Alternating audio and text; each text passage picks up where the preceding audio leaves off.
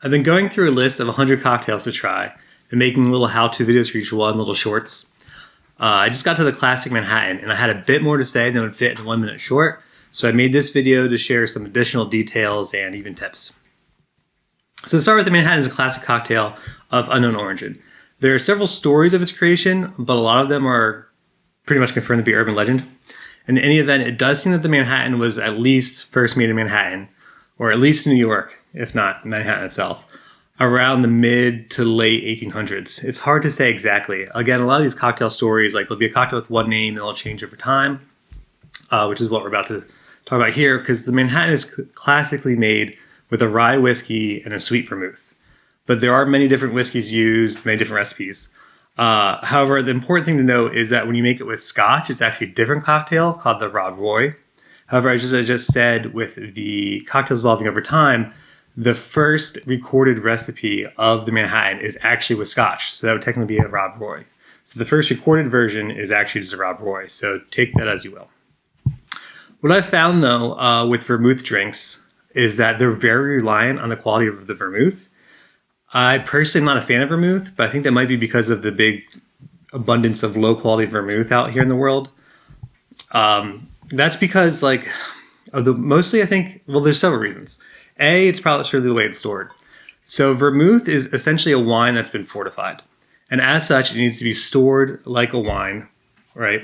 So for example, here I have this bottle I've been stored properly. I've been storing it in the fridge with the little wine stopper with the air pumped out, and so it lasts better. Unfortunately, that seems to be kind of a little known secret, and it's commonly left out at room temperature, sometimes for years. People just leave it on the bar with all the other liquors. And this causes it to kind of go bad. It doesn't actually go bad because it's fortified, but the flavor profile changes, just like with wine, how it goes bad after a few days. And this really explains the thin, sour, vinegary taste and flavor that a lot of vermouths have and impart to drinks, which is part of why I don't like them. That's probably why a lot of people don't like vermouth as much as they might, because again, it goes bad just like wine. Just like wine, we leave it out, it turns to a vinegar after a few days. Like vermouth will start to do the same thing. So to avoid this again, store it like you would a wine.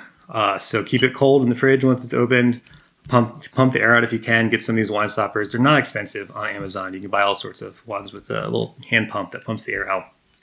And that'll keep your vermouth in much better shape. Additionally, possibly because of the fact that most people like vermouth because of that reason, it seems like it's pretty relatively scarce. Not as much variety, not as available as other liquors and mixers.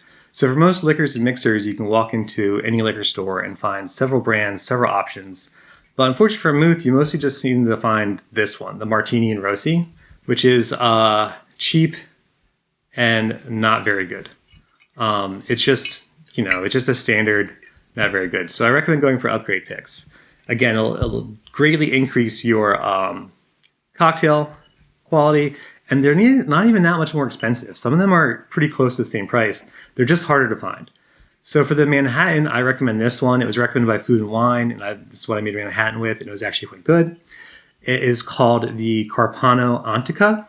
So Carpano, I think, is the vineyard, yeah, and Antica is the formulation. So it's a sweet red, which again, sweet red is what you need for Manhattans. There's a couple different types of vermouth. They're mostly sweet and dry and white and red, but those categories aren't hard and fast, so there's different mixes. But a sweet red is what you want.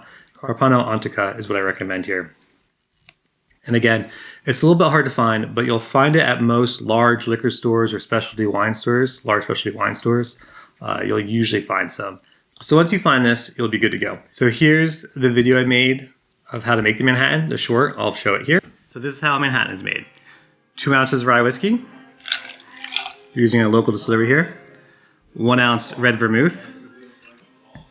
And then you want 2 dashes of Angostura Bitters. So the cap on this one's a little bit broken, so we're gonna get a little extra, but that's fine. That's much more than 2 dashes, that's like 4 dashes, but that's fine. In my opinion, more bitters is better. And so insert in that mixing glass with ice. And then you're gonna grab a cocktail glass that you've chilled. Get your strainer. Strain it in. And that is your Manhattan. Cheers. With that recipe and with that advice, that's basically all you need to have great Manhattans. Just remember to get a nice vermouth, store it like a wine, fridge, air pumped out, and you'll be good to go and have many great tasting Manhattans.